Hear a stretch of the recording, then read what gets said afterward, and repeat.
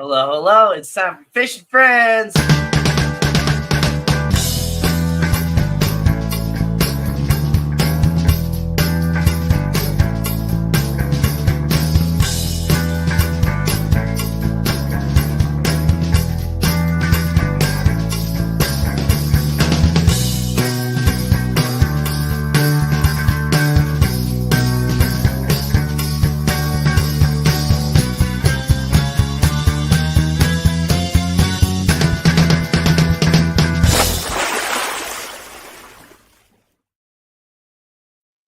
What's up, everybody? Welcome to another episode of Fishing Friends with Danny and Gina. I'm Danny, and I'm Gina, and we got Nathan. Stupid thing. You got Nathan over here, pointing the wrong direction because of how the camera's. It's Knifey Nathan. Yeah. So Nathan is Gina's husband. Oh, whatever you guys are. Basically. Yeah. Unofficial, but whatever. If common law was a thing in Missouri, we'd be married. So yeah. Whatever. It's just a piece of paper. Who cares about that? So yep. It's a piece of paper and a very expensive party. Yeah. And you can have the party anyway. Right. I can have a party whenever I want.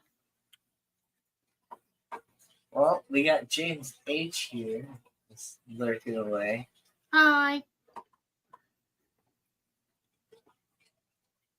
I said we got 4 people lurking now. Yeah. Hello. I saw this the other day at Walgreens. It's a little plastic fish. It just swims like a real fish or whatever. And I've seen those at Target. Like the whole kit that comes with the bowl and everything. And I guess that's like an add-on so you can get different types of fish. Yeah. I never saw that, but it's like water reactive or whatever. But if you just cover the 2 little black dots that are like right here on the side, it'll like start wagging its tail or whatever. But I almost thought about like putting it in the tank behind me before the live stream started to see if anybody would like notice and to see how long it would take someone to be like, well, what fish is that? Right? There's a new fish in that tank. Yeah. That's funny. Hi, Craig. Yeah. I need to redo some of these tanks. This tank is just like, it's just been sitting there. There's no fish in it or anything like that. Now, cyanobacteria is building up in there because I haven't done like anything on it. Yeah. But I've just gotten kind of a little bored with all my fish tanks. It just kind of sucks. I've just gotten like really, really bored with it. I feel that. I feel like I'm starting to kind of stagnate also, which sucks because I just set up that shrimp rack.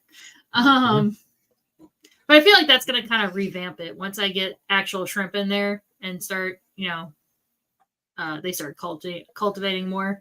I think I'll get more amped up and that kind of thing. But yeah, I feel you. Yeah. That's how I am with all my hobbies. I start into it heavy at the very beginning until I get really into it. And then it just, like that, I'm done with it. Yeah. Like I still got my gecko up here and my tarantula, and keeping care of them is still like really nice, and it's super simple with those guys. I don't have to do any like sort of water changes really or anything like that. I mean, I do have to just make sure the waterfall doesn't run out on this. Just got to kind of fill it up every now and then. But Right. Yeah, in fact, I've gotten a little bit more interactive with the gecko because he always likes to hang out in the same spot when he knows it's feeding time, because he knows I dump the crickets in the same spot. And so now I can just like kind of open the tank and kind of look at him, and this is like, hey buddy, how you doing? And he's just staring at me. He's like, I'm ready for my crickets. Shut up and give me my crickets, you peasant. And now the tarantula, instead of having a web up in the corner, now she or he has made like a little spot under this like piece of like cork bark. So, so Ooh. she's got like a little web there. So like right at the front. And so it's like I'll just like open it up and just like put a cricket like right there at the front, and she'll just like reach out and just mine. Aw. Cute. Yeah. So what's up with you? How's your week been? My week has just been long, but it's been like good. It's just been long and just kind of a little, well, not necessarily just stressful, but just like long. It's just Yeah. way to describe it. I've been working a little bit longer days because like it's the first week back from the like holiday, and so a whole bunch of people were placing orders, and a whole bunch of people were just like kind of placing random orders in there too. So I was just kind of going all over the place, but all in all, I did really good in sales this week. But it's just like really long days, and then at first, when I first started this week, this was going to be my first time having Friday off. And so it's like I started on Monday, and my boss kind of came to me. It's like, hey, we got a couple people on vacation this week. You think maybe you could run your Friday and cover somebody else's route? You know? And he's like, just kind of think about it or whatever. And so I was thinking about it. And then, I kind of woke up on Monday after having a really long day. And I'm just like, it's Tuesday morning. I think I'm probably going to just go ahead and tell my boss that I'm just going to take that Friday off, and, but sure enough, like right when I'm getting ready to leave to go to work, my boss calls me on Tuesday morning. He's just like, hey, like Ray and Tony just called off. They're both sick or whatever. Like, do you really think, like, can you work on Friday? Like, I'm just like, yeah, I can work on Friday. So I ended up working yesterday and covering somebody else's route. And this is out in like Troy and Foley and Moscow Mills.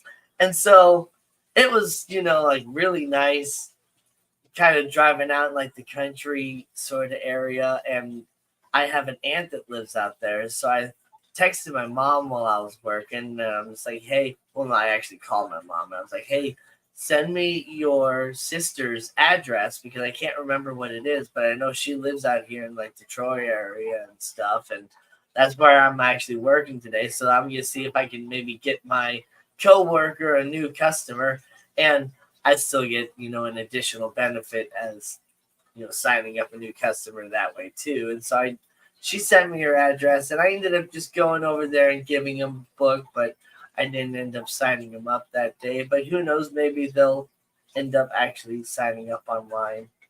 My aunt's got a lot of dietary restrictions and stuff like that, so Gotcha. she might not have much ability to order a lot of different things. So yeah.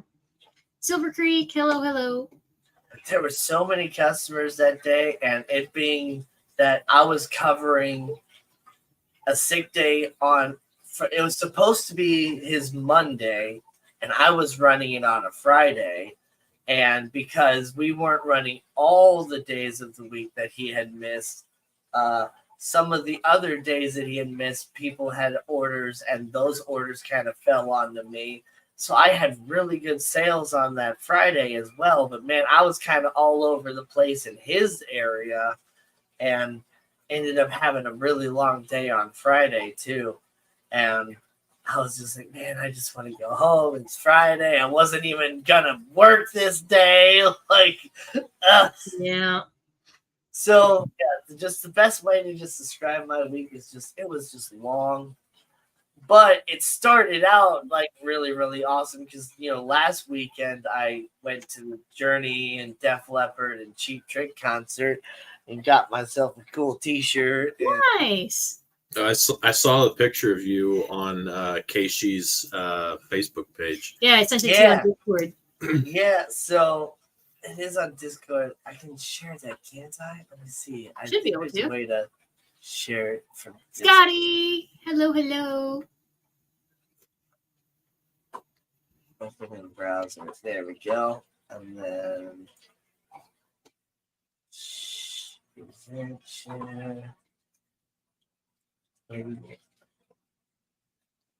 There we go. That works. There we go. So yeah. I won the tickets, and got to sit with, Josh Innes from the Josh Innes show and Scotty Gherkin from his band. What was his band called? It was crap. I'm blanking on what his band was called. They did the song "Sick Inside," and they weren't like super big or whatever. But wow, I'm just having a complete blank mind. But so yeah, they posted a picture on the Keishi. It was on Instagram and Facebook, I believe. And so there's that. So was it fun? Was there any drama? Spill the tea. No, there's no like drama or anything like that. Honestly, we weren't able to really talk too much because though I arrived super early and the other ticket winners got there, kind of early before the show actually started. Like we talked a little bit, but Josh and Scotty didn't get there until like I think after Cheap Trick.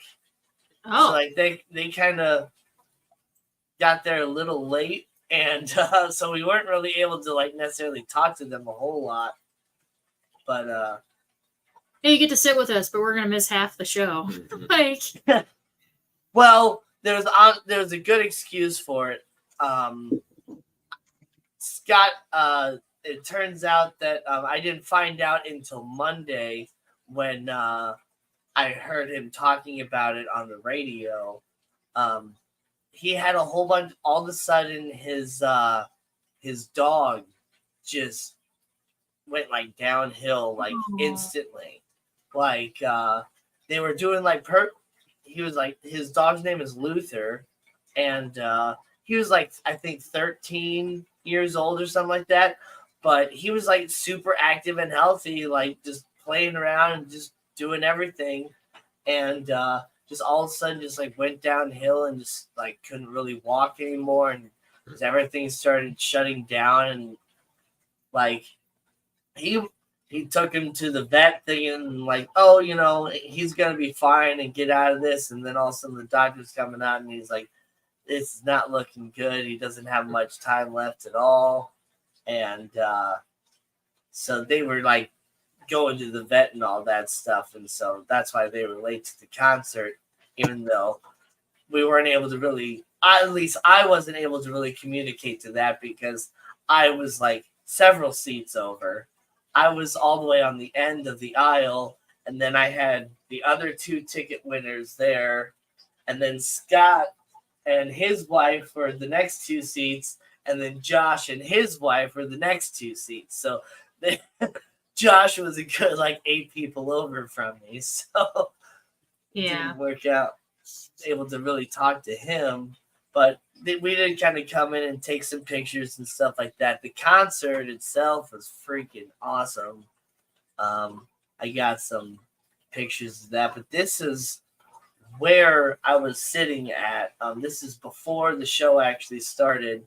I'm basically right behind the Cardinals dugout in row 6, but there's like 6 additional rows that are like letters. There's like row A, B, C, D, E, F, G, H, and I, and then it starts to 1, 2, 3, 4, 5, and then 6.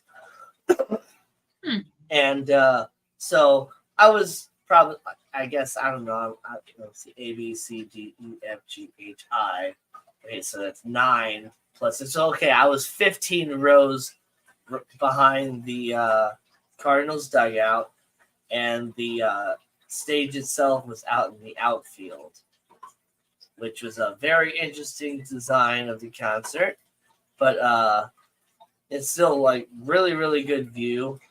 And then I took a closer up picture of the like the jumbotron thing. And then they started projecting some stuff, and I got a cool picture of the stage with the Journey and Def Leppard picture up there on the side screens.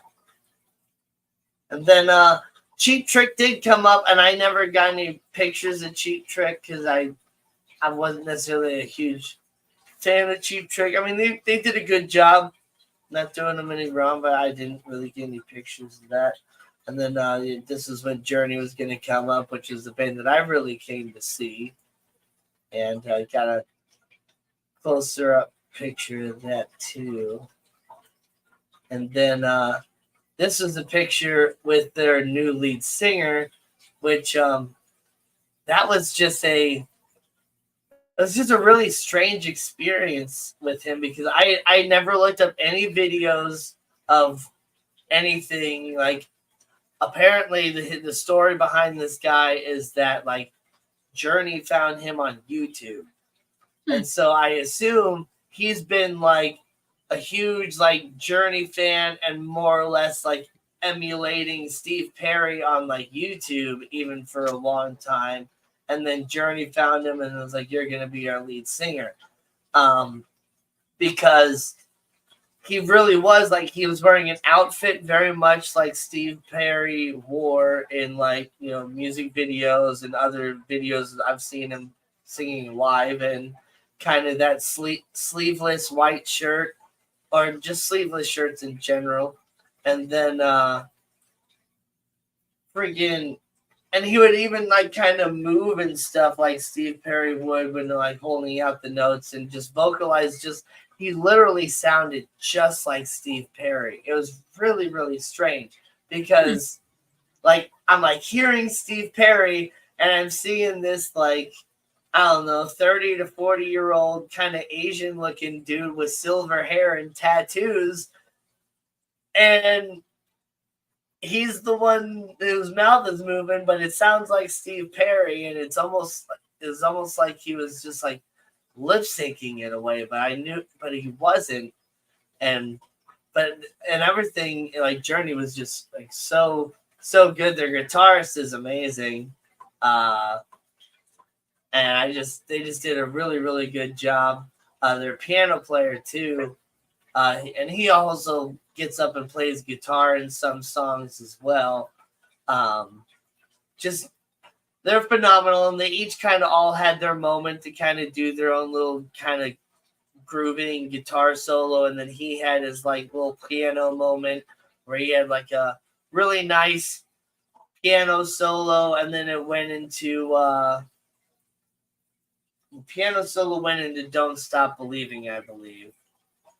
Or maybe it was a different song that it went into. I don't remember, but it's just flowed into the song really good with the little piano solo at the beginning. And I did get like a video.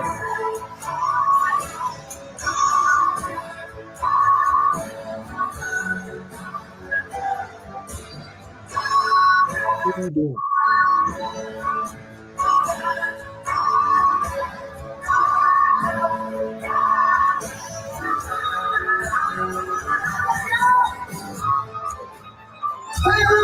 And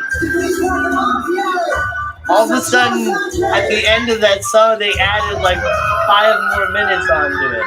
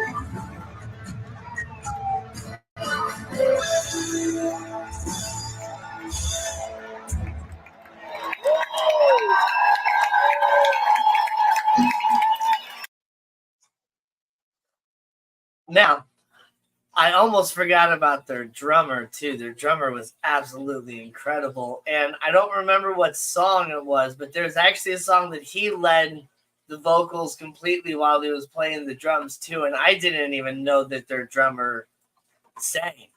So that was really cool. And then and one of their like encores, the piano player and guitars got up and he had his own like custom the Lou Cardinals jersey that was number 46, and so that was pretty sweet, and I had to get a picture of that too. And there's that picture, and then I got a video of like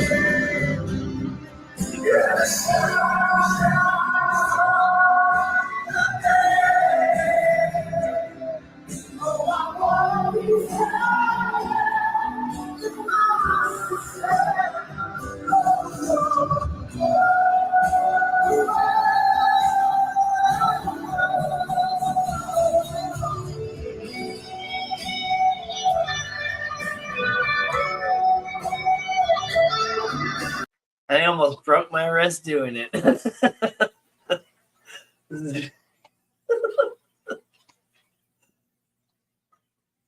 And then yeah, Def Leppard, man.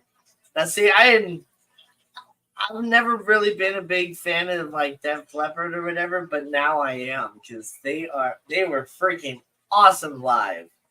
And just like, oh man. I don't think I got any videos of them. Very nice, very nice. But man, they were just absolutely incredible.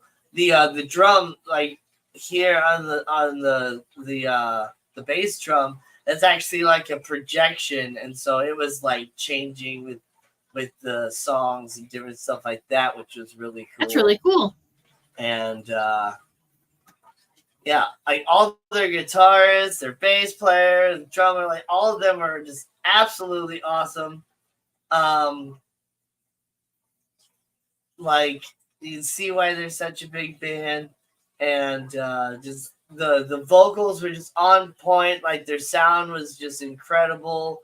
The bassist actually just had like a little like attached mic to him, so he was just like pretty much singing, backing up vocals like the entire time and just moving around. And like I wish I had that sort of microphone when I was, in a band and doing stage stuff, because that would have been so much easier than having to go and try to line up with another microphone and all that.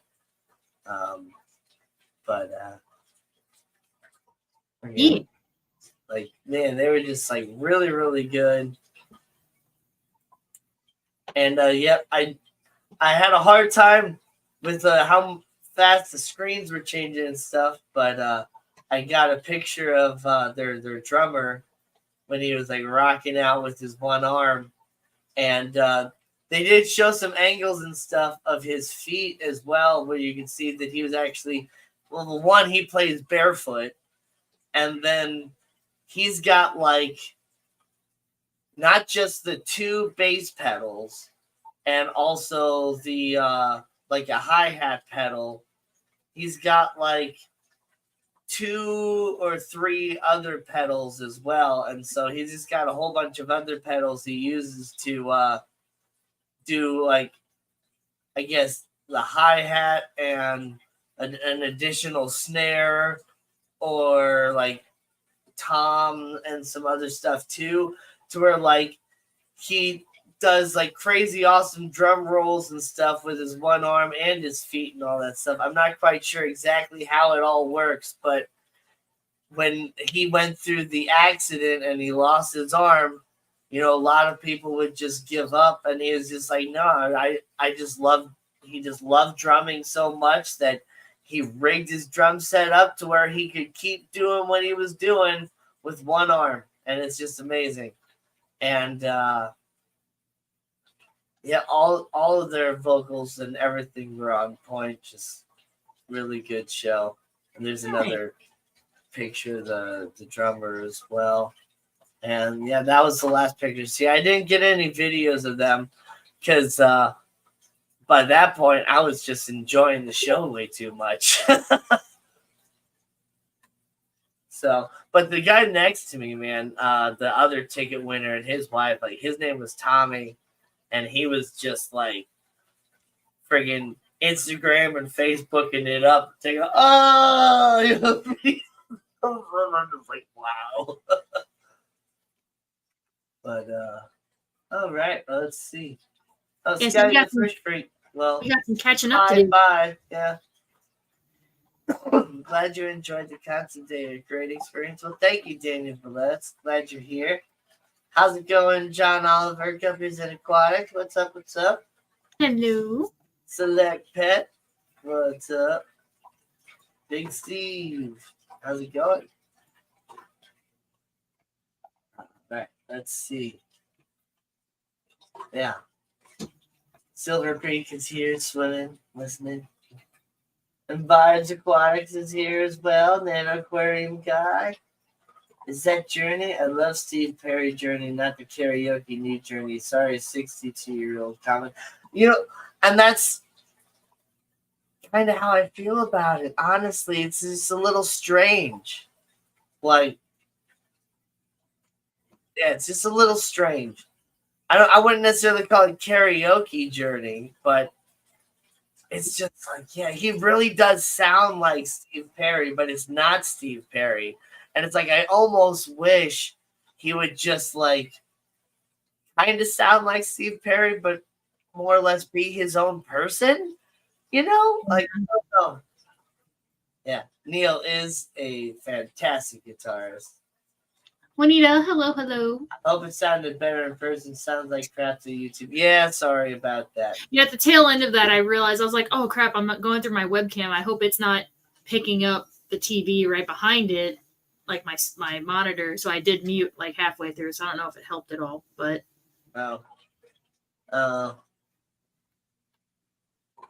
The sound, honestly, like that was the first time I like listened to the video or whatever too. So it sounded not the greatest through my phone anyway. And from that distance, there was a little bit of reverb and stuff and some different stuff going on. So it sounded a little bit better in person, but depending on like the angle I turned my head, there's certain like tunnels within the stadium that would reverberate the sound in a slight delay, and it almost would sound like there was another band playing look over there while the concert was going on.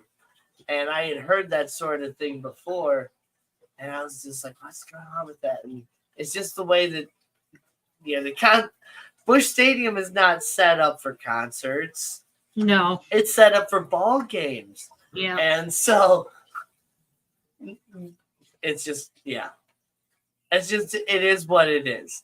That's why I thought it was strange. It wasn't at like the amphitheater. Maybe because does the amphitheater just not hold as many people? Yeah. Right. And they're doing a stadium tour to celebrate the 40th or 45th anniversary of Pyromania. Well, Def Leppard's album. The Dome is still technically a stadium.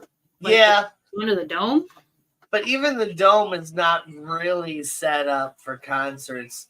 Like Metallica, like the videos I played of Metallica, you could hear the sound was better, but it's definitely not like the best as it would be at an actual like concert place. Yeah. Like that's why I really like to see bands in like smaller venues too. Like the Factory has fantastic sound. The Pageant tends to have really good sound, though you risk getting your car broken into if you drive. So when I go see Guar at the Pageant in September with the other tickets I won from KC95, I'm going to be taking the Metrolink down there as well, because I took the Metrolink down this time, and man, it was so much better than trying to drive. Yeah. Especially because I think it was like $50 to park at the stadium, and probably really expensive to park anywhere close to it as well. There's a desk there. But man, but that's why it's like the sound for Def Leppard was much better than Journey, and Journey's sound was much better than Cheap Trick, and it's like the sound was just getting better throughout the night. And but that's why it's like, yeah, Def Leppard, I didn't get any videos of them because I was just enjoying it because the sound was actually a lot better. And but yeah, just all around good stuff. Indoor concerts are better sound, outdoor concerts are more fun because of the space and yeah. And I was glad it wasn't too hot. But I did drink a couple margaritas, and I got some food too. So even though my tickets were free, I probably spent almost $100 to not a little bit over $100. Yeah. Because each of my margaritas were $18.99 plus tax. Oh, jeez. How big were they? It was the mason jar. Oh, Oh, that's lame. It's so freaking lame. Yep. And then I've got a bratwurst and some chicken strips, and that together cost probably about $20 as well. So, crazy. yeah. So I didn't tip anybody that much.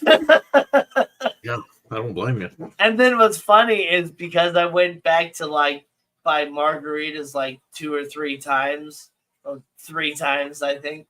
I think I had maybe 4 margaritas, at least 3.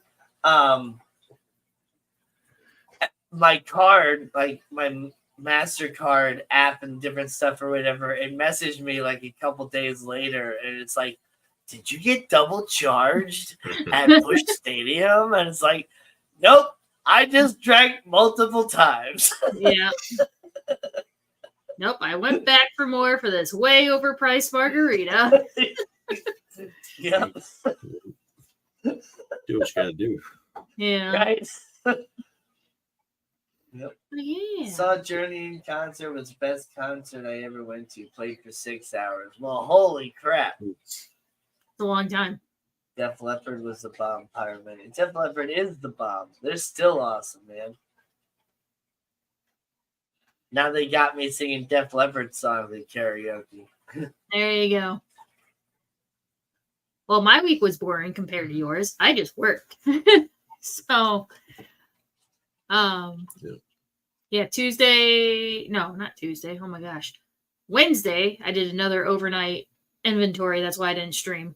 I went to a store in South County, except I didn't pay attention to Google before I just typed in the store and hit go. It took me straight through downtown.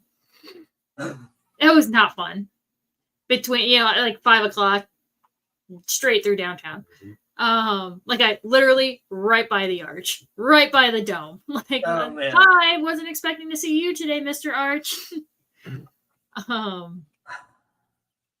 Yeah. So on the way back, I definitely took the longer route because 1 a.m. I'm not driving through downtown. No.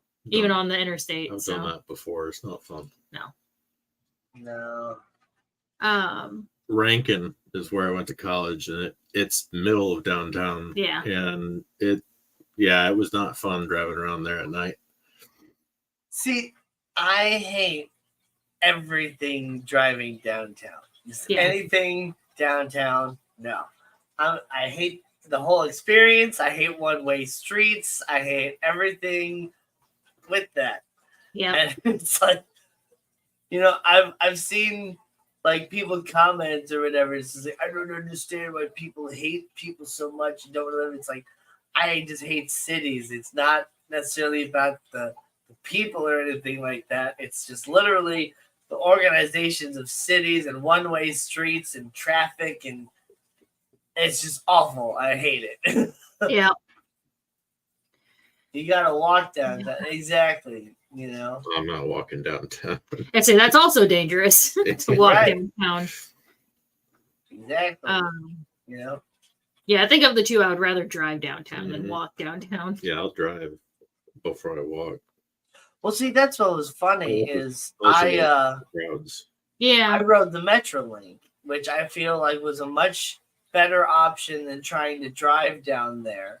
Yeah. And whereas my co-parts, the other ticket winners, they're like, "Oh, you rode Metrolink? Well, that's brave." I'm just like, see, we've been. I'm like, what's brave around riding the Metrolink? Right. So before the Rams left St. Louis, we went to a couple football games and we took the Metro. I've never had a problem with the Metro. Yeah, me and my dad used to always take the Metro whenever we go downtown. Yeah, it's a lot easier, and where you park is better, right? Safer for your vehicles usually. I parked right next to a police station. Yeah, and friggin' just was at the Metrolink, and it cost $5. $5 Mm-hmm. both there for like an all-day pass where I can go wherever I want with Metrolink, both on the train and the buses or whatever, that is so much cheaper than trying to drive down there and spend the gas to both get down there and back and have to pay for parking and all that other stuff. Like, nah. Yeah. Richard Reynolds, hello. We got some other people. Dixon Designs, what's up? June says there's a street here that if I was on fire, I would not stop. Yeah. There was one street that, I don't remember. Yeah, I think we were trying to go downtown actually, and from like where I grew up area, and my mom didn't want to go the highway, so she just ended up looking like at like alternate directions, and it ended up like taking us through like Pagedale and like straight up like through the bad area of Page as it keeps going. But that was the only time I remember my mom saying like, lock the doors and keep the windows up. I'm just like, what? Yeah. To get to Rankin, I took Page every single time. 170 to Page. 170 to Page up to Rankin. It was that was fun at night. Oh man. Daniel Buzz says, I'm originally from the Bronx. Driving in New York City was an experience. I love taking friends from out of town. Yeah. Yeah, see, that was something I had to do as well. Like when I took a week of leave before we shipped out of New Jersey to go to Iraq when I was in the Army. My sister was living in Long Island, New York at the time with her husband because that's where his first calling was as a pastor. And so they drove into New Jersey to pick me up and we drove back to New York. And then on the way back, we decided we had already like pre-planned that we were going to take a detour and drive through Manhattan and drive past Ground Zero and all that stuff on the way back. And so we left an extra 2 hours early just to make sure we would have enough time to do that. Yeah. Because, I just never again. There's signs posted everywhere that say no honking. And all you hear is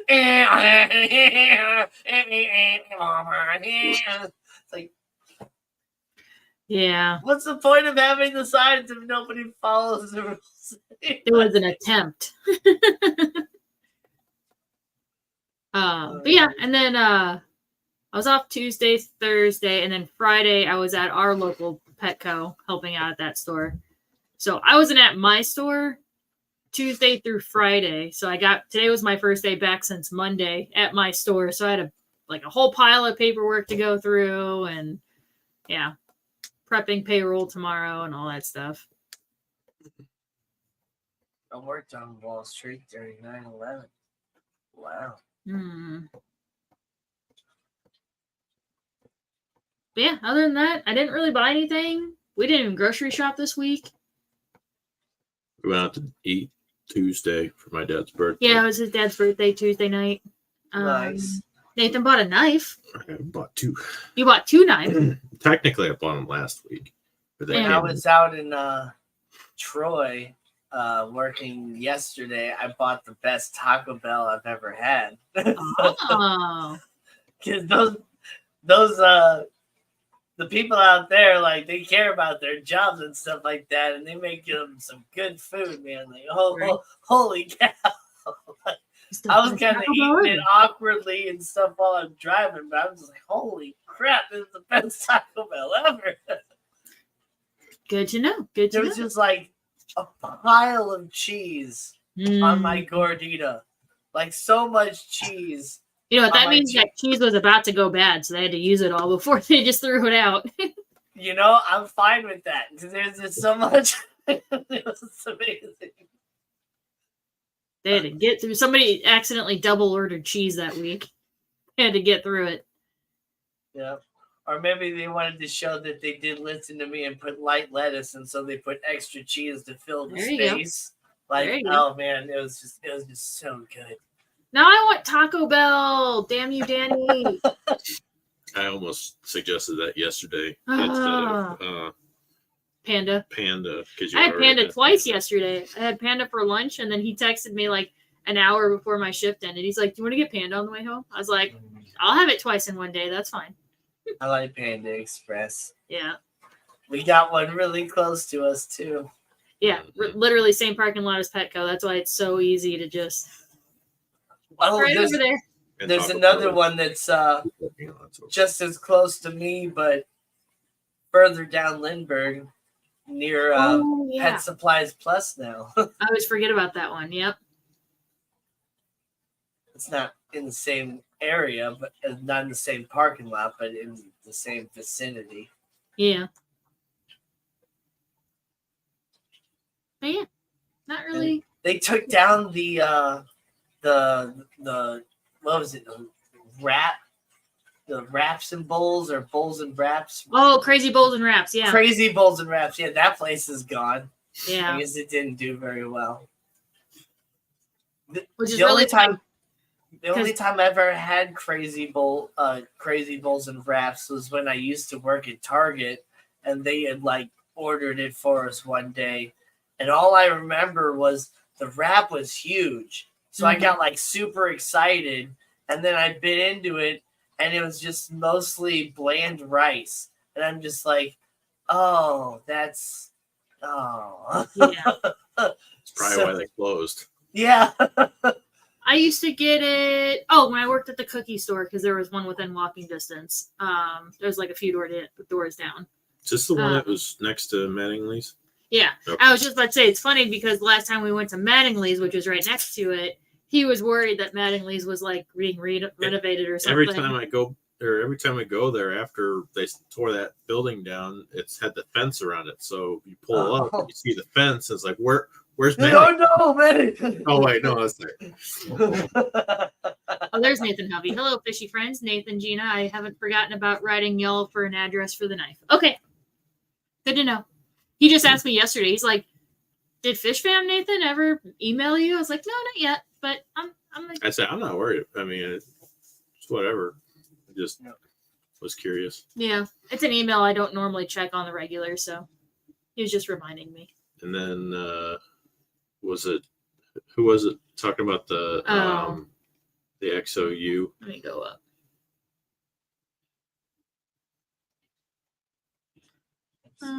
There we go. Big Steve, yeah. Riot XOU. That's what it is. Yeah, I saw it.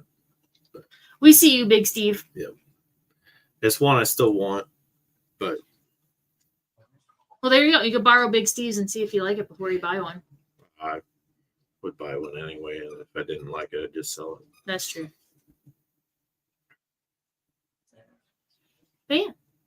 I like knives too, but I'm not like going to shows actively or anything like that right now. There's one coming up this weekend. Oh, there is. This coming weekend. This Where is at? Washington, Missouri. Oh, in Washington. Yep. So this is Spyderco Manix 2 lightweight. I got it. They had it on sale 4th of July. It's got Rex 45 steel, which is non-stainless. I did the acid etch and tumbling on that, and then my edge on it. Yeah, so it was like a shiny normal blade, and he did the treatment to make it all worn looking. And then this is the other one I got. Nice This is the one I went for at Blade Show, and they wound up not selling them there. They had one to show, but they weren't selling them. and it's the button lock, and it's an Nice. integral, so it's all one piece of titanium, Yeah, that's nice. one screw in the front, and then so it's really just one screw holding it Glass together. punch in the back. No, it's a screw holding the clip on. Oh, okay, yeah. And it's got a brass bolster there. Yeah, I'm real happy with You that. could use the bolster as a glass punch. You use the whole thing as a glass Yeah. punch. Yeah. Yeah, he was very excited. He texted me with the picture of the knife, and he goes, "I got it!" Yeah, they finally finished their pre-orders. They filled their pre-orders, so they're like, "Hey, this Friday we're having a drop, and it'll be up at this time." And I was right on time, and I wound up getting the one I wanted. So quite happy with it. Thanks. Excuse me. That's a happy puppy. Sorry.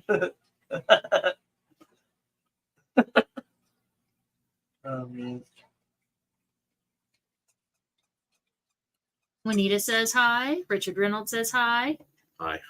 I'm bad at emailing people. I've never used emails before Fish Fam, so I don't think about it. All good. I made a note though, so it'll happen. See, what do you mean you don't? How old is Nathan Hobby? I think he's a little bit older than us. I don't think. I mean, just a little bit. I mean, I never used emails a lot, but when I was a kid, I did.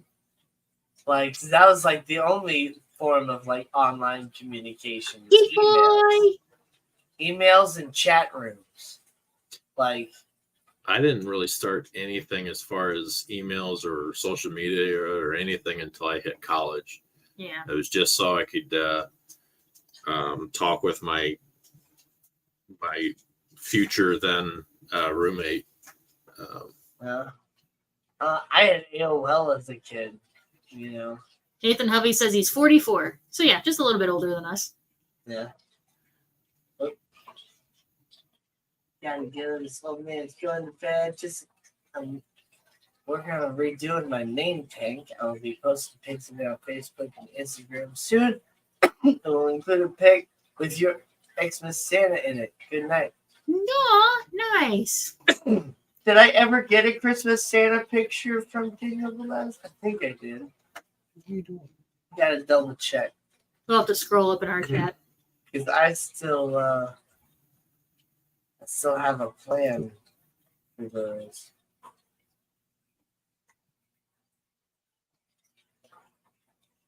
Yeah. He says, I wasn't big on technology stuff growing up. I was more worried about running wild in the streets, being a troublemaker. Yeah. Fair. I was a bit of a computer nerd as a kid. Like, I kept trying to make my computer to be able to run higher quality video games and stuff like that. And, Yeah. so I could never afford to actually buy like a gaming computer. I just kept trying to upgrade my cheap little computer by putting video cards and stuff in there. Well, he's about 10 years older than us, so you have to think it was right at that transition from like kids being outside all day to that big technology boom that we experienced. So yeah, I did get a lot of outside time too. Yeah, I was a little bit younger when I first got that technology stuff. I say for us, it was outside starting off, and then like our teenage years is when technology formed over into inside. Like middle school to high school age is whenever technology boomed. Yeah.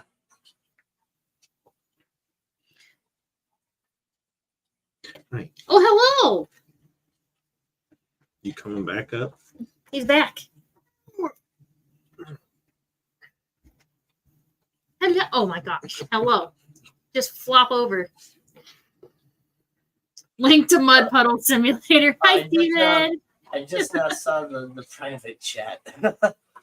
Hi, Steven. And So don't I did care. stream last night. We were talking about like, have you ever touched grass or kind of similar conversation. I made the joke of Mud Puddle Simulator. Oh, I remember mud puddles when I was a kid. yeah. Man, some of those simulator games, it just blows my mind how popular they are. Like those farming simulator games where people just drive farming equipment around all day and He stuff. loves Farm Simulator. Yeah, He it was fun. loves I've it. never played it, but I Played just the shit. don't understand. It's a very easy game to play, and it's very easy to get just completely engrossed. Zoned in it. So if I you're get- very I do kind of understand that because, like, here I am still, like, playing Fallout Shelter every single day on my phone and my Xbox. I got 2 different shelters going at the same time. so yeah, like, if you And it's just the easy, stupid game that's just, like, waste my time. yeah. So And they've got all these different tractors, and everything has movable parts that you can mess with, and it's Yeah. cool. so if I you're like it. if you're very much into games that like you have a task or a goal to work towards, I think that's what it is. Yeah. Because there is a time where you like max out everything. You're like, okay, I'm gonna start a new file, or I'm gonna put this down for a little bit. Yeah, once you start figuring out how to make all the money, then it gets to be like, okay, well, I got all this money, and now Yeah. I'm just going to keep doing the same thing. I think it's kind of why I haven't played for a while, because I also know how to cheat and get money in it now. Yeah. So, of course, I do it, and I get tired of it quicker. Growing up, I was told 15 minutes after waking up to get the hell out of the house and don't come back until the street lights come on. Yep. Yep.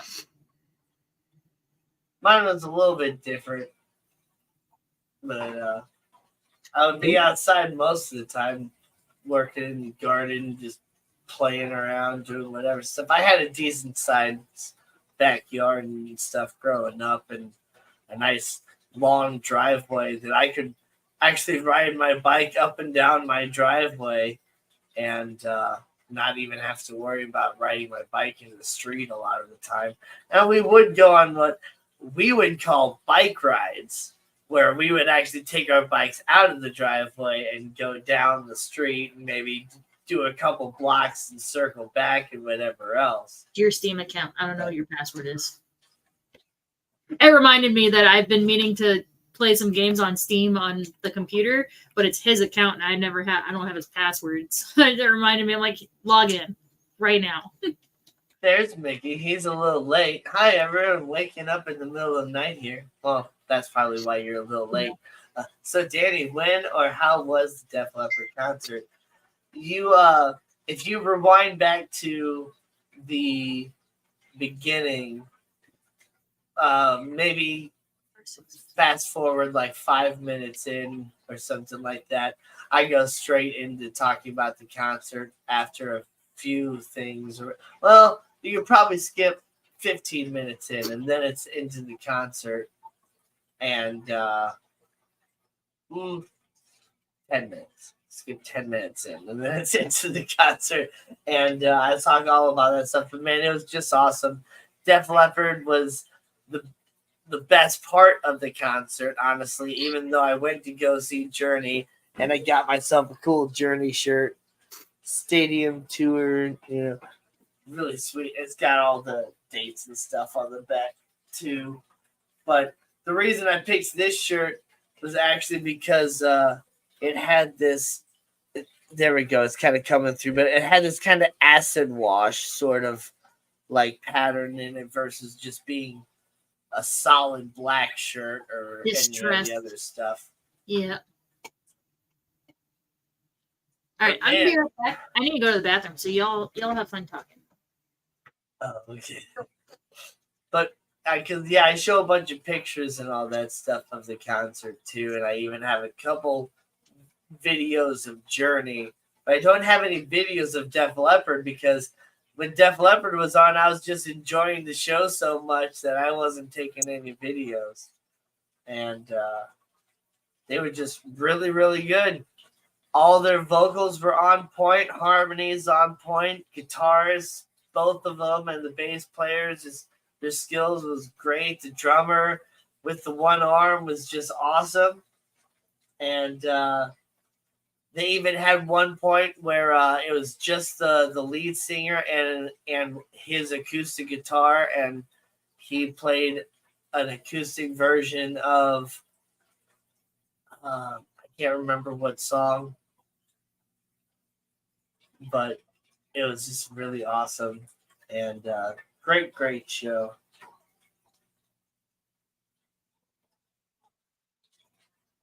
You know, those stories our grandparents told us about how they walked to school uphill both ways. Well, I have an actual true story about that. So, Hysteria? No, it wasn't acoustic. Hysteria was awesome. They did the Love Bites was a great song too, but no, it wasn't an acoustic version of that. But dude, they played all the hits from Pyromania, because that's what this concert tour is about.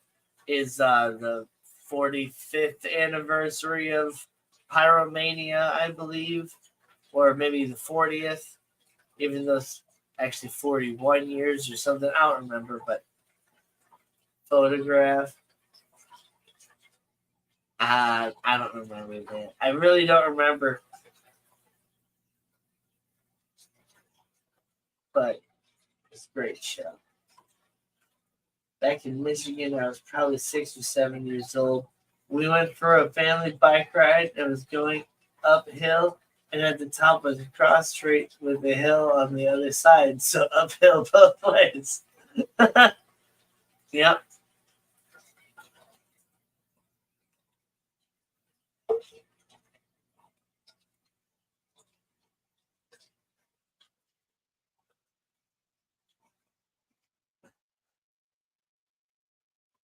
Yeah. What's important is that I had a great time. Yeah, dude, it was a great show. And if you go to the KC95 Facebook or Instagram, you can see a picture of me and the other concert winner, or the other concert ticket winner, and Josh Innes, the host of the afternoon DJ on KC95.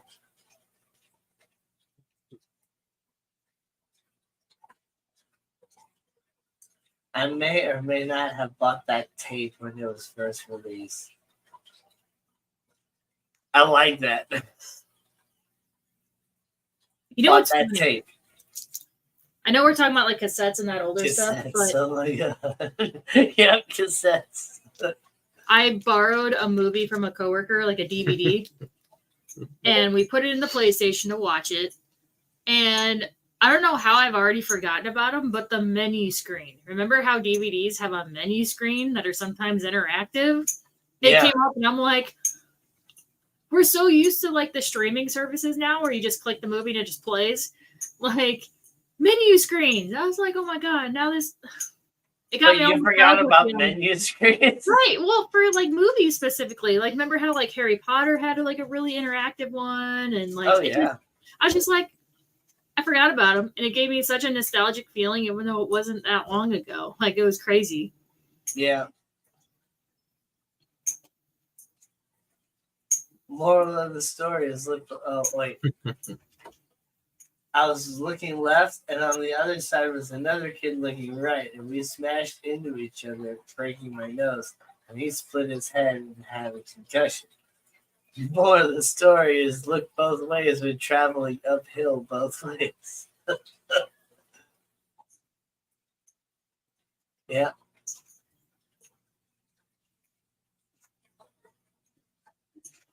Yeah. I miss when DVDs and stuff had like more interactive ones and stuff versus just a simple like play menu, like adjust audio, subtitles or no subtitles. Right. It was fun. And then, yeah, some of the Harry Potter ones had like games and like little mini games that you could play. I was like, oh my god, I totally forgot about them. Right. And it just gave me a warm, fuzzy feeling. If anybody's wondering, the movie was Monkey Bone, and it was weird as fuck. That was fucking weird. Monkey Bone. Yeah, Monkey Bone. That was With who's the guy who played George of the Jungle? Brendan Fraser. Mm-hmm. Brendan Fraser. Yeah, him. It was. I mean, he played another like monkey man, so he's really good at playing a monkey man. I mean, he did good. A 2001 film, Monkey Bone. Wait a minute. No, I've never seen this. I don't. Yeah, think, but I never. It's just seeing a young Brendan Fraser looks familiar. Yeah. I say it was funny. Is there like a claymation monkey on his shoulder or something? So yes, so I think some of the animators that did like Nightmare Before Christmas and stuff worked on that. Because it had a very similar vibe, like the alternative world. But there was a lot of puppeteering also. Yeah. Yeah, that's a weird looking movie. It's a weird movie. Yeah, it's not apparently Rose McGowan thinks that the movie could have been so much better. Yeah. It's not on any streaming service, so that's why she's like, wait, I have it. I can just let you borrow it. And I was like, oh, okay. I'm glad we did not pay to rent it. I would have been pissed. So, yeah. Well, it did come out in 2001 as well. And that's not the best year for movies. Yeah.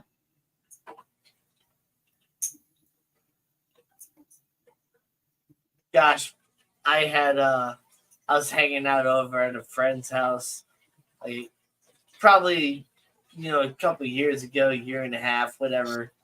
Time's not really that really important, but we were just like flipping through channels, bored, like what's on, and he had like I don't know, the AT&T Uverse or whatever, where there's like all the different channels and all that stuff, and so we're just flipping, and it's like, oh, like there's like the Mighty Ducks, and so we go to the Mighty Ducks, and it's just like, holy crap, this is some cheesy, like, bad acting. Like, I forgot how bad acting was back in the day. Like, Yes. Oh my god!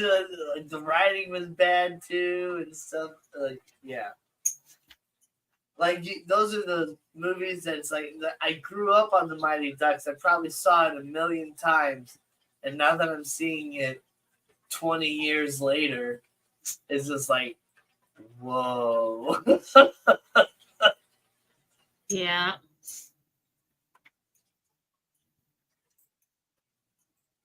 I'm looking through games on Steam. I'm looking at the top 100, and there's a game called Banana. That's all it's called, is Banana. It's free to play. And it's ranked number 2. It's ranked number 2. What the heck is this game?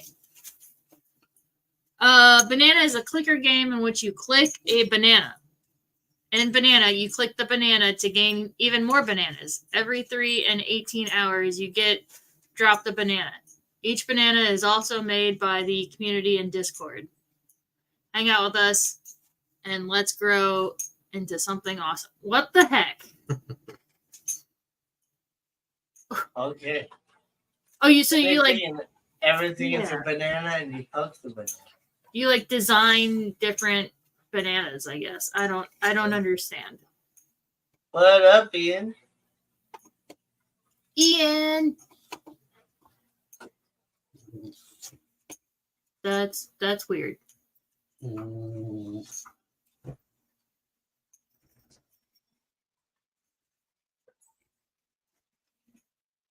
Anyway, I was searching to see if there was like a mud puddle simulator. There's a what was it? There are definitely some weird Mud games Runner. out there. Yeah, there's Mud Runner, which is like a monster truck game. Yeah.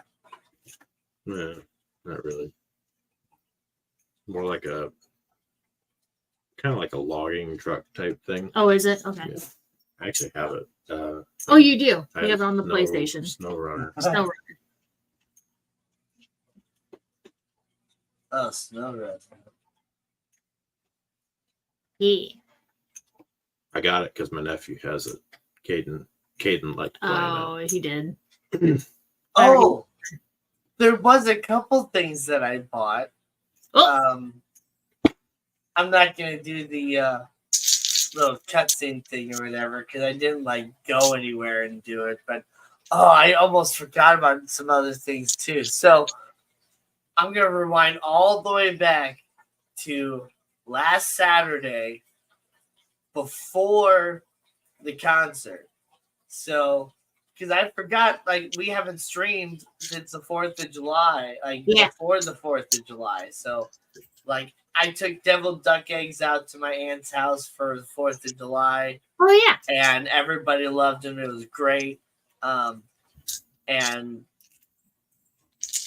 But my cousin was there, and he was talking about this board game that he had that like a family friend had helped develop, and my cousin Rachel had also like written some poems and stuff like that for the lore part of the game. So it's like that's really, really cool.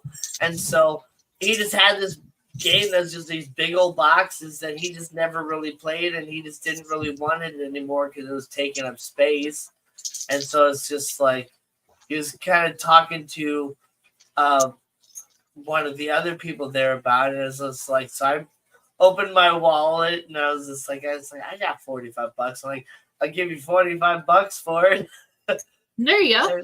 And he's like, okay. And he's like, I don't have it here right now, but like we can, work it out sometime. Then he was also talking about how he had a Halo version of the game Risk. And so I got that from him too for an additional $30. And the Halo version of Risk is really, really awesome. I opened it up and checked it out already. I used to be a really big Halo fan. I'm not a huge fan of their newest games. I haven't even played the latest one at all. But it's mainly just because I was super into the campaign and the story behind the whole thing. And the last couple of games just like they really screwed with the lore of the game in a way that I didn't really agree with, and so I just don't play them so much anymore. And the multiplayer just became so much like the same way as Call of Duty as well. It's like I used to like Halo and Call of Duty because they were similar but very different, and nowadays they're almost the exact same game multiplayer wise, and I don't play either of them. If I'm gonna play a first person shooter multiplayer game, I'm gonna play like Battlefield or something like that because it's like super realistic. But not so much about the board game was it's like Thunderstone Quest, and it's like these 2 giant boxes, and I ended up giving it to another friend of mine that just like loves board games, and they're the ones that host game nights and stuff all the time. Like I've missed live streams because of game nights at this friend's house, so I gave them that, and I kept the Halo version of Risk. And man, they integrated Halo into Risk perfectly. How it's like you have this really long map that would be like the ring, or if you flip the board over, it's like 2 smaller maps that you can like combine in different ways and use it like Halo Forge, which is like the map creator part of the game. And then as far as the characters go, you have the two factions of the alien race, you have 2 factions of the human race, and then you have like 1 extra large faction of the flood alien race, which is like in this like infection thing or whatever in the lore, and so there's several different versions of the game where you can play like the standard risk, which is just like conquer. You can win by killing everybody and commit and controlling all territories, or you can like integrate some like Halo like uh, campaign goals that you can do, and if you complete so many different tasks, you can win in that sort of way. Or there's also like where you have the humans and a team, and you have the alien covenant on a team, and then those teams are like all against the one person who controls the bigger team of the flood and all that stuff. So you can have up to 5 people play, where I think standard risk is like 2 to 6 players or something like that. So they integrated it really well, and so I'm really happy to have that, and I hope somebody likes to play Risk, because I want to play some Risk now. Yeah. I'm selling in Skipper's auction, so depending on how that goes will determine if I buy any of them. Talking about filters. Oh. Yeah. What does chat want to talk about? Chat is quiet. But when my cousin came over on Saturday before the concert to bring me those games, I was out watering my plants, and I was out in the front yard, and when I was done, I was trying to go turn off the spigot, and the spigot, like, something happened or whatever to where it wouldn't turn off. And I tried to like open it up and close it back up, and it just wouldn't turn off. And the hose that was connected to the spigot has like a couple leaks in it, which is just like I didn't really care so much, because while I'm watering one area of my yard, the little spraying stuff is watering another area of my yard. It is what it is. And but being that I couldn't turn off the spigot, I needed to change the hose. And because I have no idea where the shutoff valve in my house is for that spigot, I don't think there is one. I might have to completely shut off the water from my house and to remove that spigot and get it replaced. So I've been getting in contact with the plumber through my dad, because my dad was wanting to replace his spigots outside of his house too. So it's like he's gonna talk to his plumber to see if he can get like a bundle package, and we can both save some money that way with the plumber. But in the meantime, I had to do some quick thinking, because it's just like I can't have this water just spraying all over the place constantly. So I had to go to my backyard to get my other hose that is good and sealed up and doesn't have any leaks. And so then it's like I had to like disconnect that hose, and my first instinct was like disconnect the hose and put the spray nozzle on, and because then the spray nozzle will screw on, and that'll seal it, and that'll be good for for the time being. At least water's not going everywhere. But I couldn't get the spray nozzle to screw on, so I'm just getting sprayed with water all over the place, getting completely soaked, and then I run to the backyard and grab the hose and try to hook that up, and then I'm hooking the spray nozzle onto that. And as I'm like taking up the hose and screwing on the spray nozzle on there, that's when my cousin pulls up with the games, and he gets out of the car and is like, working hard. And I'm like, oh man, because I'm just like completely soaked. Luckily, this is, an hour and a half, 2 hours still before I was going to actually leave to go to the concert. So I had time to dry off, because I was already like in the outfit and stuff I wanted to wear. And, oh man. But yeah, don't know where the shutoff valve for that crap is. There's only one area where it would be because it's not in any of the bedrooms or any of the closets. And so it would because I don't have a basement, so the shutoff valve would only be in this little like center utility room that has my furnace and my RODI machine, my laundry, my washer and dryer, and like all that stuff, and my circuit breaker. Like that's where all the plumbing and stuff appears to be. Other than the shutoff valves for like the kitchen and the bathroom, those are actually like under the sinks where they should be, and under the toilet, where that one should be.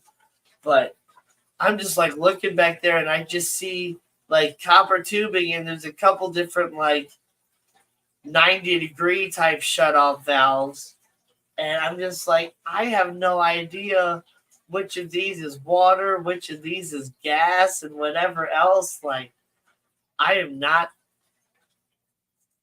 like a plumber or an electrician or anything like that by any sort of way, and I don't have any of the like schematics for my house to understand which tube is which. So I'm just like, crap, like I don't know what to do right now. So for a week now, I've just had that hose sitting plugged in, and the water has just not been able to be turned on because it's like welded on.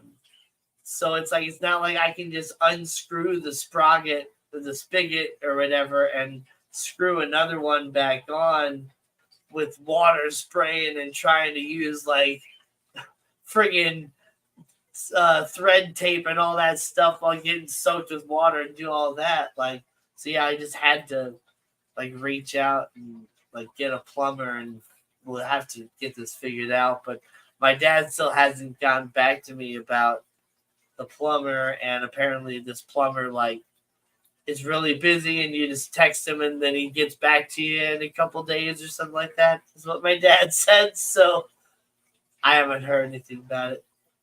Let's talk about fertilizers. What's y'all's opinion on store-bought liquid API, CChem, etc. over dry fertilizer you mix yourself? I don't have an opinion because I've only ever used the store-bought liquid. Like I don't have experience with the dry stuff that you mix yourself. Same. Yeah. I don't have any experience with dry fertilizer. I've only ever used the store-bought stuff. I know the CChem crap is literally just crap. Like, don't use that. It's not like except real. I know a lot of people really like root tabs. Well, yeah, the root tabs are fairly good. Yeah. Oh, so But, I guess I am. I guess I do have. You can also make your own root tabs. Yeah. Just get some vegan gel tabs.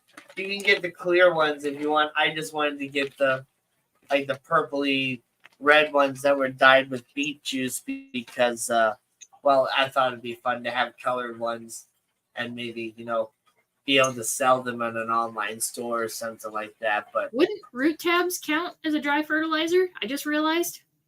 Yeah, maybe. So maybe I do have a little bit of experience, but that's the only one I've used. I also have just used, Father Fish's dry soil stuff or whatever. That's a soil fertilizer. And it's technically dry until you get it wet. So I don't know. I've never really done high tech over a long period of time to do a lot of stuff with fertilizers. Yeah, same.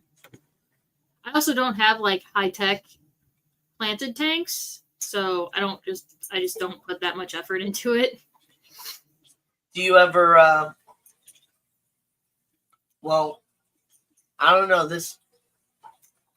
Do any like corals or whatever require any sort of like fertilizers, or is it just like food? So yeah, I mean, essentially the food is kind of like a fertilizer because the corals themselves are animals. It's the Yeah. zooxanthellae algae that they host that would be like the plant. Right. So do you the- ever try to feed the algae itself? So that's just that's making sure that you have nitrates and phosphates in the tank, so that algae has something to feed off of. Right. So Yeah.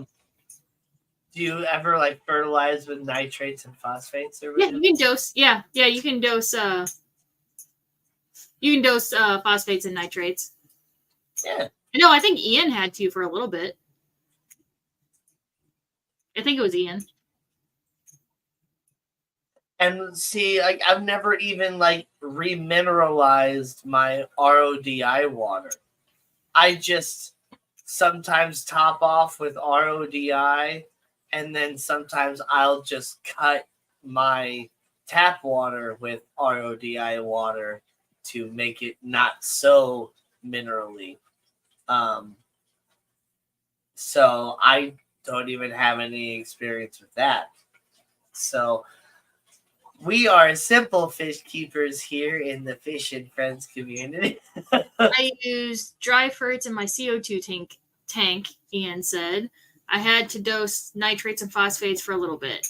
Now I just feed fish food. Yep. There you go. Well, I guess I did start using the new Petco, the CO2 tabs.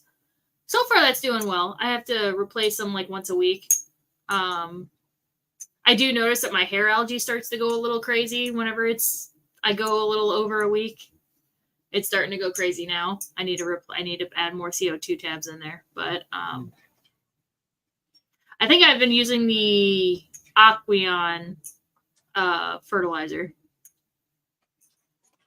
So those CO2 tabs are working. So far, yeah. I say I do notice a difference. That's interesting. Because I've seen a lot of different like YouTubers out there like testing various different CO2 tabs. And it seems like a lot of them are just like it's not real or whatever. So Yeah. So this one's unique because it goes in a chamber, so it dissolves and it catches the CO2 and then it slowly, releases Right. it from that.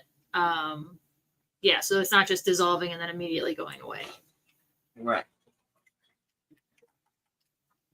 Because I think that was the big thing too is that, well, compared to injected CO2 or whatever, it's not the same. And even the system that you have is not going to be comparable to injected CO2. No, that's why I said it's not high tech. It's definitely very low tech, but yeah. It's And I know kind of the exactly- same as like putting a soda bottle, full of CO2 upside down in a tank and just having the passive CO2 just yeah. So it adds a teeny tiny bit. Yeah. Yeah. I have API, C-Chem, lane and liquid, and a dry kit that I'm comparing, so I'm only using the C-Chem in one small cube just in case it really sucks. I was going to do 3 tanks exactly the same, but 86 that. Yeah. The C-Chem, like, it doesn't really just, like, I don't know. It's just, I don't really feel like it really did too much. Right. Oh my gosh, baby girl, what are you doing? But then again, Freaking room. Holy shit. I always used C-Chem in like more of a low tech sort of setup. You can't see her. So it was probably just doing enough to keep the plants kind of alive or whatever, and not just like, giving them the crazy nutrients they need for a high tech system where they're growing super hardcore. Like, I was putting it in a tank mostly full of Java fern and all that too. So Yeah. Give Kim his water in a bottle. Yeah. Yeah. Well, whenever I run out of the stuff I have, I might try like some of the different ones that Fish Fam use in either, whether it be co-op or what was that? Easy Green, or is that the co-op one? That's the aquarium co-op one. It's Easy Okay. Green. And then there's And other ones. I personally don't really recommend Easy Green, but that was just because of my experience. Because I had a really awesome tank going, and then it's like, all right, I guess it's time to start adding some fertilizer. So I went with the Easy Green, and then all of a sudden I had blackbeard algae come up out of nowhere, and it took over my tank. So it could have already been other things or whatever, but it wasn't until I started using Easy Green in that tank. And Yeah. Nylock G says Ian. Okay, I'll have to look into that. And that's the other thing. I'll probably just start messaging people. Like, I'll message Steven, I'll message Kelly, I'll message Ian, some other plant people. I'll be like, hey, what liquid ferts do you use? What ferts do you use? Liquid farts. Liquid farts. What liquid farts do you use for your tank?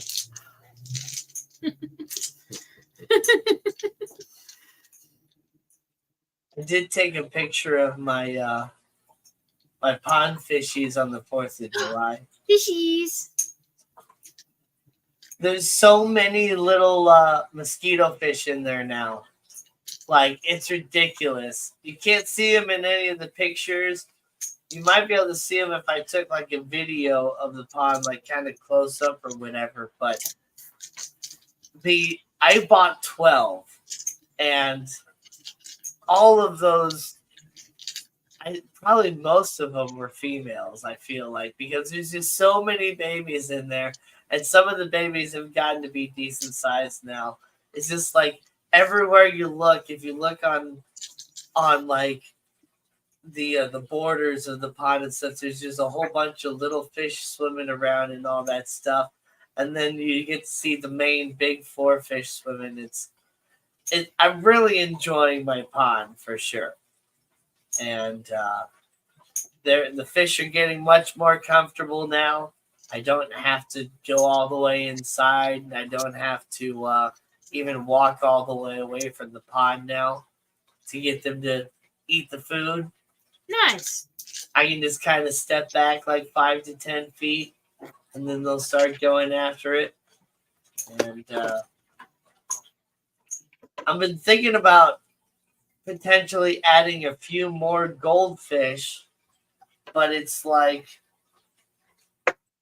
every time I go to Pet Supplies Plus and look in the goldfish tanks, like, because I want to get mostly white ones. That's just what I'm going for. I just want all goldfish that are mostly white.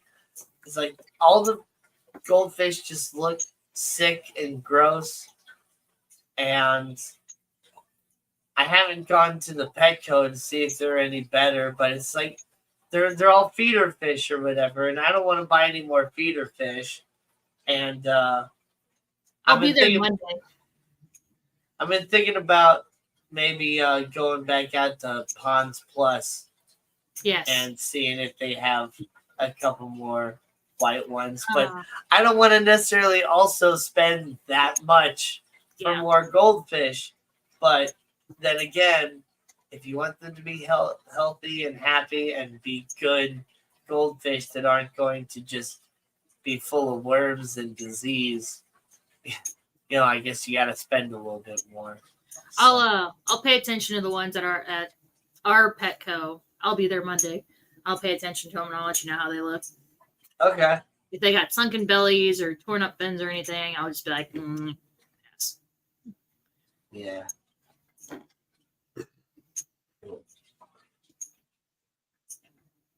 But yeah. My urine. He told me it was okay.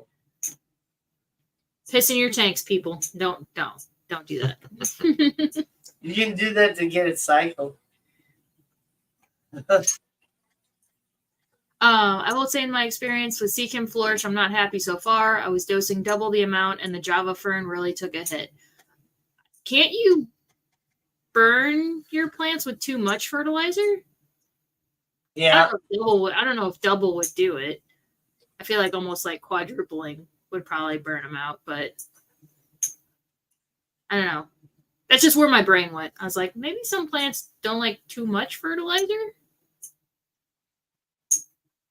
Yeah. I don't know.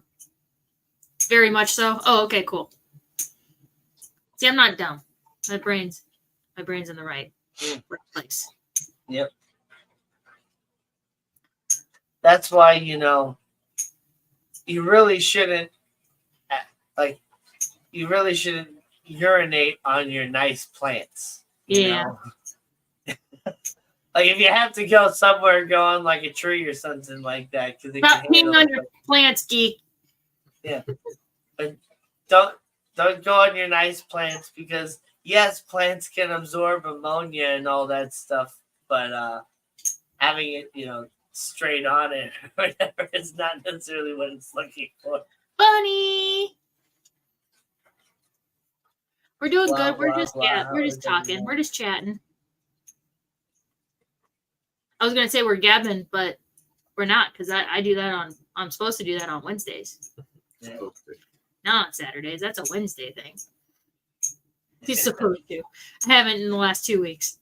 One of the customers that I serviced on Friday that wasn't mine. They had they invited me to come inside, but really they kind of more needed me to as a guy with a wheelchair and stuff, and so he wanted me to bring all of his frozen food inside for him and put it in the deep freeze. Luckily, he said, it's like, I don't even have to sort it out. He's like, just put the bags right in the deep freeze and they'll take care of it. It's just like, right on. But as I was kind of walking back towards the door, I saw that he had an African gray.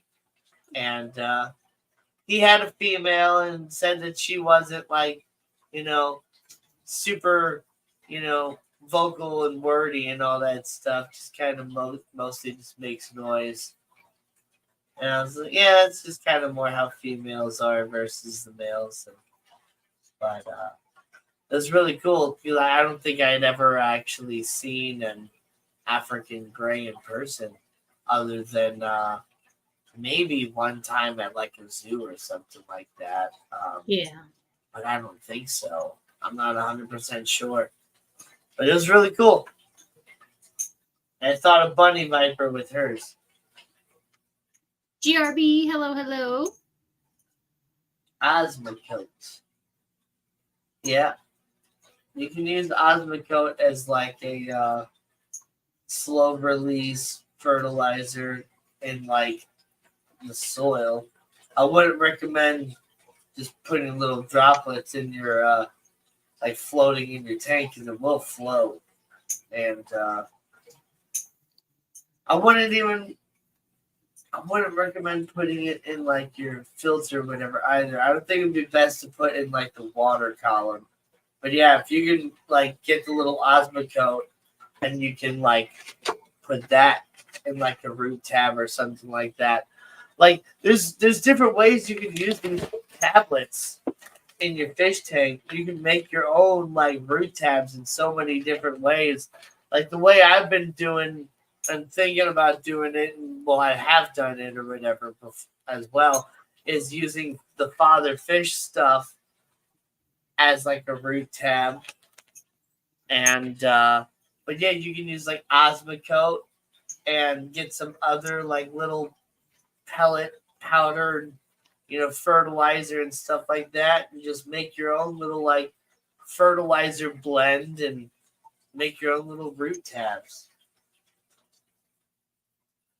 Lady R was trying to give away a pair of large goldfish she rescued not too long ago.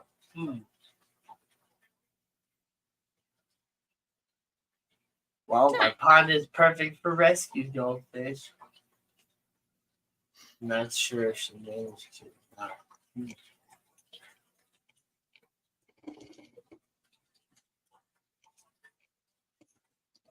that's how I mainly stocked up my other pond. I started with like 4, I think, like little goldfish, and they all, well, I started with like 3 koi, and they all died like right away because I didn't like have my pond properly cycled or anything like that. And I went through that whole experience, but I got like 4 feeder goldfish after it was like cycled and good and ready to go. And those guys did really well. And then after that, I ended up getting a whole bunch of rescue goldfish.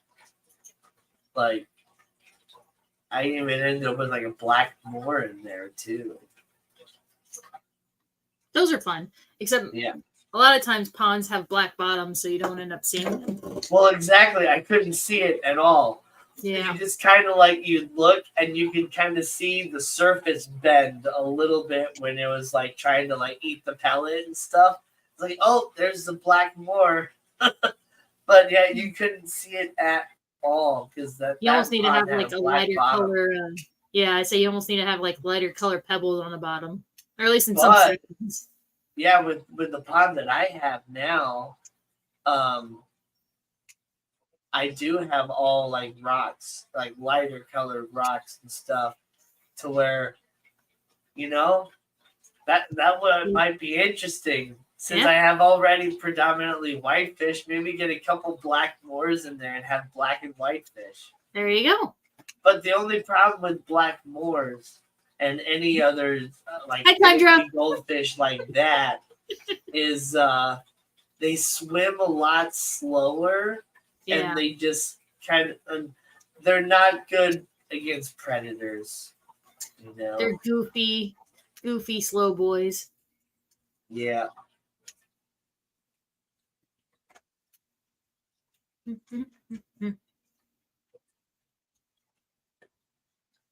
That's your second one. Sure is. Sure is. Are you gonna get Taco Bell after the stream? Oh no, you just had I've been 2. drinking. Never mind. You can. I don't want to leave the house again.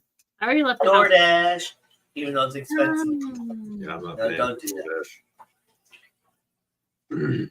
Hey, hello. Aphrodite Yeah, days are fantastic. Tommy of Silver Creek and his wife Jordan are adopted Bella. So I couldn't have found her a more perfect home when I'm ready. They have given my fish the best. Yeah. Yeah, I knew about that. Looks great. It's gonna be so awesome. My cockatiels are doing pretty good, even though they've been kind of like fighting a lot. But I think it's like related to like breeding behavior. Yeah. Because on one time they'll be like fighting, and then friggin' 5 minutes later, one or both of them will be in this like fluffy tube that's in their tank. It's like a triangular tube thing, and they'll be like making this like. I swear they're humping each other. They're being explicit in their little tiki hut. Yeah. So I really don't know if both are males, but I know at least one of them is. Yeah. I think both of them are. And I think they're sexually frustrated. Aww. And they're taking it out on each other as well in multiple ways. Yeah. I can see that. And had common goldfish breed past few summers in your pond. Not trying, just lucky to have adult breeders from tiny fish purchased years ago. Yep. That's awesome. Free fish. Yeah. That would be cool. Oh, hello. I don't know if any of you guys, I'm sure you guys have been, but I've been kind of lightly following a little bit of what Serpent Design's been doing recently with his really big like ecosystem pond, and just looking at like how he kind of created like the same sort of thing that I did, but he did it on a much larger scale and got all this crazy industrial equipment with like these big old cool rocks to build this giant like waterfall and all that stuff. And it's really cool. And all of his goldfish and stuff in there. He doesn't have any koi though. He just likes the goldfish. And but his pond has been like taken over by frogs. And so it's just like that's pretty cool. And he has all these different frogs. And I don't know if we get any spring peepers here in Missouri at all, but it would be cool to attract some spring peepers. I know I got some bullfrog tadpoles in my pond, and I know there's a bunch of tree frogs all around here, but I've never heard any spring peepers. Those would be cool. Is that like Matt? Sorry. I said, is that like Matt? A peeper? It only comes out in spring? Yeah. I don't know. I was trying spring to be fun. Peeper, like with a P. Oh. They're they only come out in spring, and they're really cool little frogs, and they get the really big chin. Oh, cute. Yeah, these guys are great. They're teeny tiny, and they get the really big chin. Oh my gosh, so freaking cute. Oh my gosh, we got in this Mandarin Dragonette at work. It's legit like half the size of my pinky nail. It is legit this big. It is. Oh my goodness. It's a aquacultured one, and it's already eating frozen brine, but it's the tiniest. I just get the word like my coworker showed it to me earlier, and every time I walk past the tank, I get such bad cute aggression just seeing it. I'm just like, I just need to punch something. It's so freaking cute. The cute aggression is real. Don't clap me, I can die. Squish something. My brain can't handle it. I am the last stages is shutting my fish room completely down. You're in the last stages of shutting, huh? Aw, sorry, James. You know, I've been kind of thinking about the same sort of thing. Downsizing. Yeah. Getting rid of some of these tanks. And then kind of reorganizing my fish room. And then I did just get this like 29-gallon log. And I still want to set it up. Because I want to have a fish tank in my room again that is like actively going. And so I want to set that up. We have spring peepers in Oklahoma. Surely they're in Missouri. Yeah, they probably are. I just probably don't have them anywhere near where I am, maybe. Maybe. I don't know. It requires going outside, so I don't know. Yeah. Do you see the color difference between us? He goes outside, I don't. I try and get her to go out. When I was a kid, me and my brother got like a tadpole raising kit, and I don't think they were bullfrog tadpoles, but I think they were like the leopard frogs or something that are a little bit larger, but not like bullfrogs, Um, but it was like a tropical surfing. Like I want to see if I can find a picture of it. Tadpole kit, like surfboard. I want to see. Oh my God, there it is. So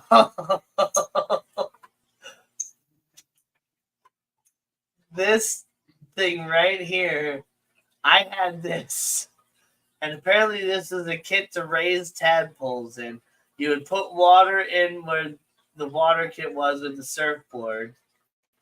And like they would use the surfboard or whatever as like a lily pad on like their little water pond, and then they had the land area, and you had this whole dome that you could put over them so that the frogs couldn't like escape or anything like that. And gosh, it cost $50 or whatever. Jeez. That's weird. I've never seen that before. That's interesting. But I had this as a kid, and so we raised tadpoles in there, and then when they got so big and became frogs, we eventually let them loose in our yard, and who knows what happened to them after that. How big is that? Is it like a foot? Is it like? Okay. I want to say probably a foot and a half. Yeah. So the picture makes it look tiny. Yeah, for sure. It almost looked like a Polly Pocket. Like it looked like it was this big. It's not that tiny.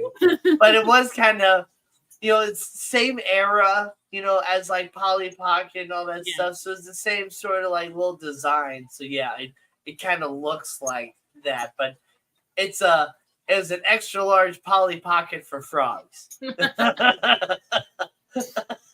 Oh my gosh, that's funny. So, but yeah, I'm really happy I was able to find a picture of exactly what I had, because that's what it was.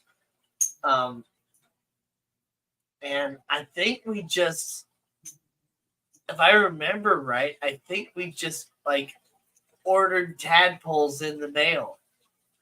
Like I don't remember if this was this might have been before emails. Like I think we physically sent a letter in the mail to some place saying like, we have this kit and whatever else, send us tadpoles. And then they sent us a box of tadpoles in the mail. Okay, I'm fine. I'm sorry. Because I know we didn't go out and catch tadpoles. I just remember I had tadpoles. So I don't know, maybe they got it from Belt's Aquarium or something. I don't know. Because Belt's used to be the most awesome place. Yeah. I have 4 Western Australian banjo frogs. They're cool, adorable, little chubby land-dwelling frogs with big round eyes. Western banjo frog. Yes, Google it. I need a picture. Thank you, Nano. I've seen these guys before. Oh, hello. Oh my god! Look at that chunky boy. I wonder if maybe that's what it was, but I think they might have been.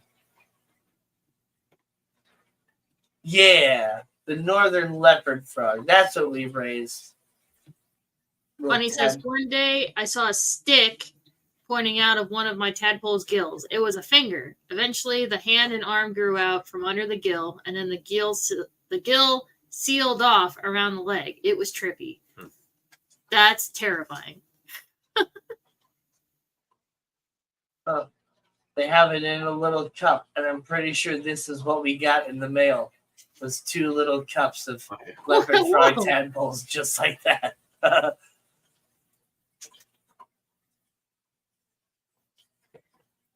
They are super cute. See, one of my bullfrog tadpoles has full legs now. I need to get a video of it. Yes, you do. I know my cowlick is like being weird. Like My, it's sticking out. My headphones hide the worst part of my hair, which is my like double cowlick hairspin mohawky thing that Your happens. beard is like, fine. Don't worry. That's what a hat's for. You know what?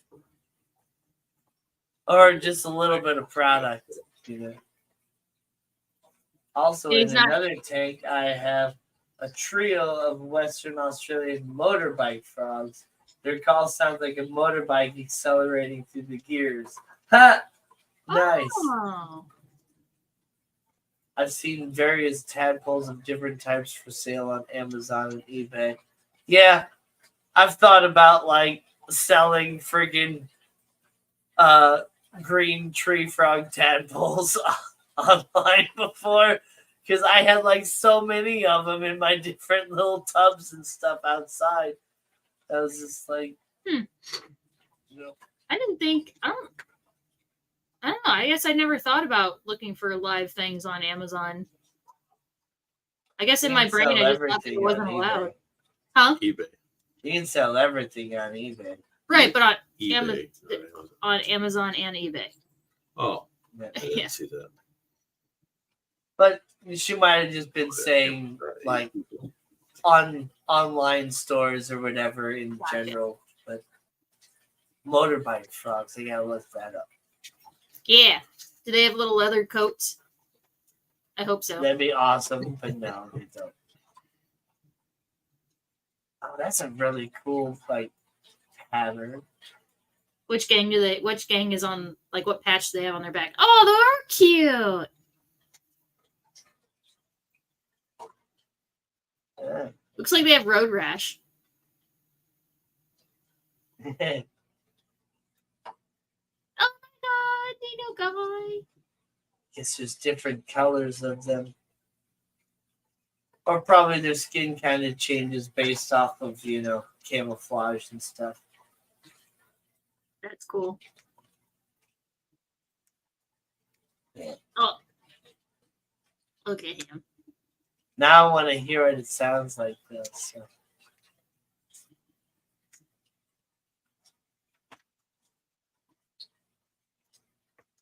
Yeah. Bing. Make sure it's showy. Okay.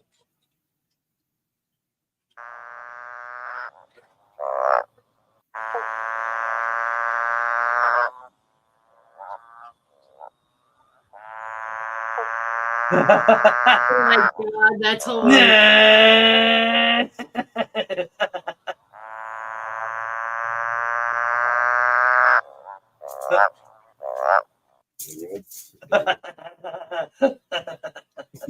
Little leather jackets.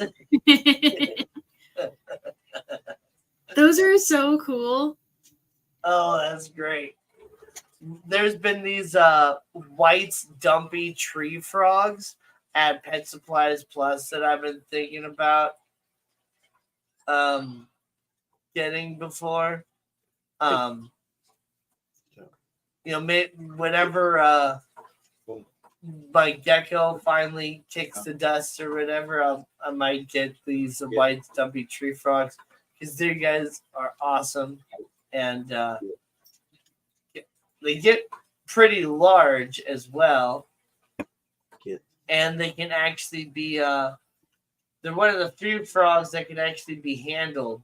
And there's this guy that makes this whole channel about Dumpy, and he uses special camera angles to make her look huge, Yeah, force even perspective. though they're actually, you know, about 5 inches or so at the largest size. But they're really, really cool. Most tree frogs and stuff you can't really handle. They're one, just too jumpy, and two, they have just really sensitive skin and stuff like that. So you just really shouldn't handle them. You know, their skin can tear easily. and then they absorb a lot of stuff through their skin as well. They breathe through their skin and all that. So the oils and the different things in your hands or whatever, they can just be damaging to them. Whereas apparently the white dumpy tree frog can be handled more. Like, I guess they got thicker skin or something. I don't really know, but that's just what I've heard is you can actually handle them. Barking tree frogs are great too. But I wouldn't want barking in the house. And I was thinking about that with those Yeah. What were those frogs called? Little motorbike frogs. I was like, I'm gonna be dreaming of racing motorcycles or cars all night with those going. Yep.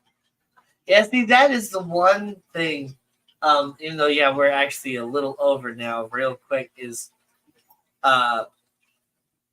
frogs would be great, but they also make a lot of noise, and so I don't think I want frogs inside my house. Yeah. Because I like my sleep. And my birds are quiet at night. They like their sleep too. Whereas frogs are just like, all right, it's dark, let's go. Where them bitches at? Yeah, right. Well, anyway, guys, that's it for this one. If you missed stuff about me talking about the concert, definitely go back, rewind back to the near beginning, and if you didn't miss all that, hey, awesome. And if you're watching on the replay and you made it all the way to the end, you're awesome too. So thank you guys. And Thanks, Whip. we'll catch you next week on another awesome episode of Fishing Friends. So see ya. Bye. Bye. So long. And thanks for the fishing.